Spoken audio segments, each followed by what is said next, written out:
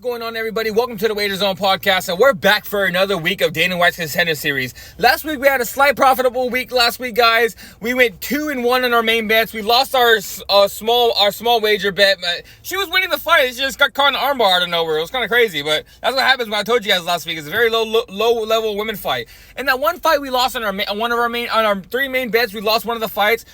I thought Tanzalovi won. Dana went to the press conference after and said he thought Tanzalovi won. Hey, I lost my money still, but hey, at least I'm not alone and I'm not crazy thinking Tanzalovi won that fight. Dana agrees with me, so that's good enough for me, guys. So let's just get right into this new week, guys. New week, new money for Dana White's Contender series. So first fight of the night is going to be Dylan Montello taking on, Ahmad Hassanzada. I think I said that right, but I'm just gonna call him Ahmad. We're gonna be taking Ahmad on this one, guys. I think he's gonna be able to take the fight to the floor. Dylan Montello has shown that he has really good striking. They both have pretty good striking, guys. If this ends up a striking battle, it's gonna end up being a dogfight. But I don't think Ahmad's gonna be able to. Not be able to take him down. I don't think Dylan's gonna be able to stop the takedowns. I don't think he has the takedown defense to actually deal with the pressure that Ahmad's gonna be throwing at him with the takedowns. And I think he's gonna be able to take him down, hold top control, drop some ground and pound, and probably get a submission victory. This guy has good at taking your back. He has good arm bars. He's just a really good grappler overall. But if Dylan Montello actually keeps this fight standing up, it's not like Ahmad's gonna get beat up right away. Dylan Montello's a good striker, but he keeps his head straight down the middle. He doesn't move his head that much. And Ahmad is a great striker as well that has good 1-2s and straight right hands down the middle. So if you don't move your head that much, Ahmad's gonna catch you with a straight right hand down the middle, guys. He's gonna crack you pretty hard.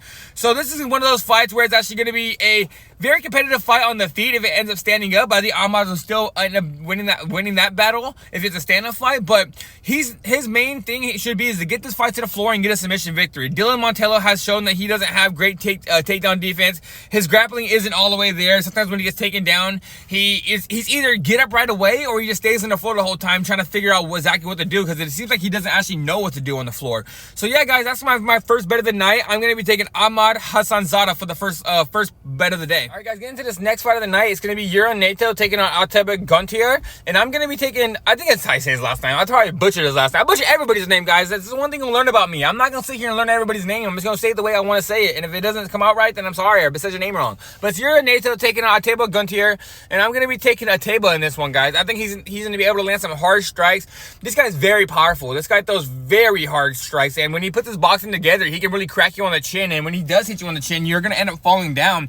And he's fought the better competition than these people. Nato has fought a lot of his fights. A lot of them have only been in Japan, and he's fought a lot of the people that have had like decent records where even records where they have the same amount of wins as losses, or more losses than wins, or they're like one win more than a loss. And he's fought a lot of low-level people in Japan. And if you notice about me, guys, I bet a lot against these Japanese fighters coming to the Contender series, because yes, you guys put your strikes together in Japan, but you're fighting only in Japan. And someone like Gautier has fought in LFA. He's fought in different places. Like, this guy has fought way better competition. You look at his records of his opponents. His opponents have way better records than the guys Nato fought. So I'm going to be taking a slight underdog on this one, guys. I think this is going to end up being a banger, and I think someone's going to end up going to sleep. But if I'm going to be betting on a banger, I'm going to be picking the guy. I think those are the more powerful strikes. He's way stronger. He can throw some combinations really hard. And at the same exact time, he's fought a better competition. So in an almost even money fight, guys, give me the guy that's fought the better competition in Gautier. All right, guys, in this fight, it's going to be the most even fight of the night. I think it's going to be the most competitive fight of the whole entire night. It's going to be Benjamin Bennett taking on Joey Hart. And guys, this is going to be a banger. I'm not even lying to you guys. This is going to be a for sure. Unless Benjamin, I don't want to say for sure, guys. Nothing's for sure. Look, I thought Marab and Sean O'Malley was going to be a banger. And I thought Valentina and Alessa Grasso was going to be a banger. And look, it was boring fights the whole night. So don't take it for sure it's going to be a banger. But Benjamin Bennett versus Joey Hart, I think it's going to be the most even fight of the whole entire night. And I'm going to be on the Joey Hart side, guys. I think he's going to be able to stop the takedowns. I think he has the better boxing. I think this is going to be a banger where they're going to be both throwing crisp combinations and landing them. They're both going to be, Benjamin Bennett's going to be the one probably shoot a takedown, and Joey Hart's I think he's going to be able to keep the fight standing up.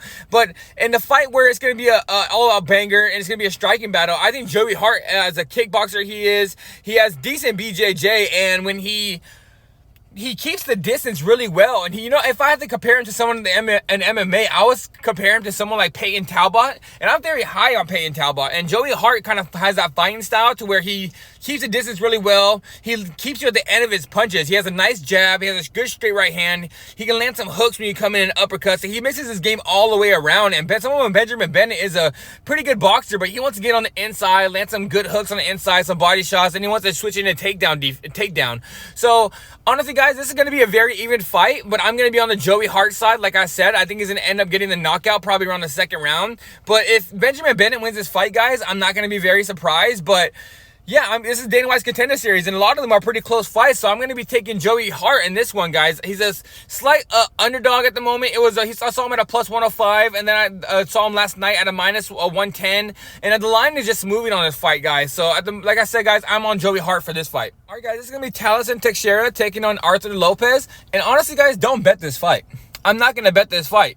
Teera is over 1,000 favorite at this point, and we've seen in Dana White's Contender Series, you don't want to be putting 1,000 favorites on your parlays or putting any money on 1,000 favorite, guys, because you don't exactly know what these guys are. Yes, do I think Teera is going to go out there and dominate this fight? Yes, I do. But look, I thought that last girl was going to go out there and dominate the fight, and she didn't. She went and lost to a girl that's basically fought nobody, and she was the LFA champion for almost 2 years, and this girl was dominating girls. She goes out there and gets caught with one over right hand and gets slept. So it's one of those ones where it's a minus over 1,000 favorite. Just stay away from it, guys. Teera is probably going to get the knockout in this one. He's a way bigger fighter. I don't think he's going to have trouble with this fight at all. I think he's going to end up getting a first-round knockout. But like I said, guys, just stay away. He's too much of a favorite to add to anybody. And Dana White's Contender Series, anything can happen. Be a fucking banger, honestly. This is gonna be the main event. It's gonna be Aaron Tao taking on Elijah Smith, and Elijah Smith is gonna be wanting to get this fight to the floor. He's one of those guys that come into the ring, he throws a jab and then shoots a takedown right away.